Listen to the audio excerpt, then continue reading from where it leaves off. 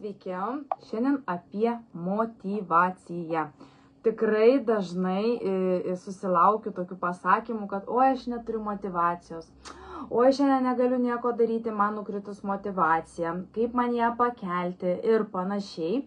Tai kartais net atrodo, nes niekas už tave patį tau tos motyvacijos neįkrės, jeigu tu jos nerasi pats savyje. Niekas neateis iš šono ir tavęs neužmotyvuos. Gali laikinai kažkiek tau tą motyvaciją sukelti, bet tai yra tavo paties darbas su savimi. Ir pasidalinsiu 7 tokiais mini punktais, kaip tą motyvaciją pakelti. Jeigu juos pritaikysite savo kasdienai, tai tikiu, kad bus daug lengviau. Pirmiausia, tai turite išsiaiškinti savo aiškiai apsibrėžti, kodėl man vienam ar kitam tikslui reikia motyvacijos, kodėl aš tą darau. Tik labai stiprus pa žmogų atsakytas klausimas į tą kodėl leis jam būti motyvuotam ir siekti tų tikslų. Ir čia kiekvieno tikslas yra skirtingas ir kiekvieno tas kodėl gali būti skirtingas.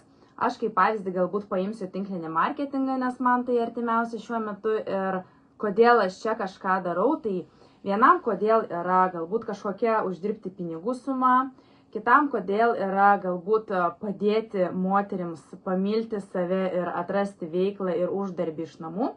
Tai žodžiu, tik išsiaiškinus tą kodėl, motyvacija mus lydės daug lengviau.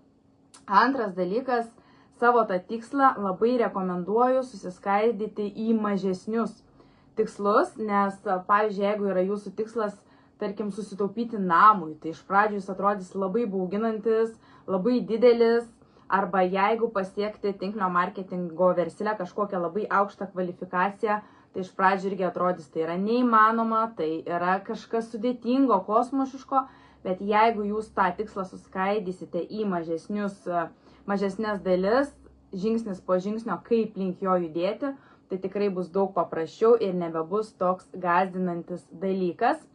Trečias, tai yra vizualizuok rezultatą. Čia ypatingai, kas tiki tą pasąmonės gale, kai mes įsivaizduojame, kad jau esame tą pasiekę, kad jau tą turime, tai lengviau ir pritraukiame. Ir kai įsivaizduoji, kad tu jau pasiekiai savo tą tikslą, tai įsivaizduok ne tik, kad aha, aš jau pasistačiau namą, bet koks tas namas, kokius jausmus tau sukelia, arba ta pasiekta kvalifikacija, tas lygis, kaip tu jautiesi, kaip tu tada gyveni. Vizualizuoti, bent jau man tai padeda vizualizacijos lenta.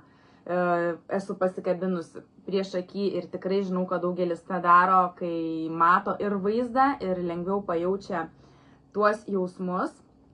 Ketvirtas, ribok energijos vagis. Tai yra visi tie socialiniai tinklai, kuriuose yra tokių heiterių, kurie tave menkins, kurie tave žemins, kurie vogs tavo svajonės, kurie sakys, kad tau nepasiseks, kad tau nepavyks. Tai mažink bendravimą su jais, mažink buvimą tarp tokių žmonių ir pradėk geriau dieną nuo to, kas tau duoda energijos ir žinoma apsup save tokiais žmonėmis, kurie tave motyvuoja, kurie siekia panašių tikslų, nes ta bendra bendrystė, ta bendra energija tikrai skatins daugiau veikti. Penktas, sek progresą. Fiksuok net pačias mažiausias pažangas to savo didelio tikslo, kai esi susiskaldęs į mažesnės dalelės, tai kiekvieną įvykdytą dalelę, kiekvieną įvykdytą mažą planą užfiksuok, nes kiekviena maža pergalė tave skatina siekti kitų pergalių. Ir įtrauk rutiną, tai yra motyvacija, kaip vienas mentorius sako, yra kaip dušas, neveikia. Vieną kartą nusimaudžius reikės vėl ir vėl eiti. Taigi motyvacija būna ateina, motyvacija būna išeina, bet tu gali susiformuoti tokius įpročius, kuriuos darant tu vis tiek judi link savo tikslo. Ir įpročiai tai yra veiksmas, kuris kuria motyvaciją, o ne atvirkščiai, tai tinkamų įpročių formavimas vėlgi yra labai svarbus. Na ir paskutinis, 7, tai yra apmąstyk, o ne kaltink save. Labai dažnai žmonės, jeigu jiem iš karto kažkas nepavyksta, jie yra linkę save smerkti, jie yra linkę save žeminti, jie yra linkę save kaltinti. vadinti įvairiais epitetais. Aš ten kvailas, aš nevykęs, aš toks ir toks. Ir vietoj to, kad taip save menkintum, žemintum, paklausk, kas man sutrukdė siekti to tikslo, ką aš galiu padaryti kitaip, kad man pavyktų ir ką visi tie nepasisekimai, visos tos nesėkmės, ko mane išmokė ir visas tas klaidas paversk į pamokas, kurias pritaikęs tu jau galėsi pasiekti rezultatus. Tai šiandien trumpai apie motyvaciją ir visiems labai linkiu atrasti tą vidinę motyvaciją iš savęs, eiti ir daryti, siekti savo tikslų ir svajonių tol, kol jos bus įgyvendintos.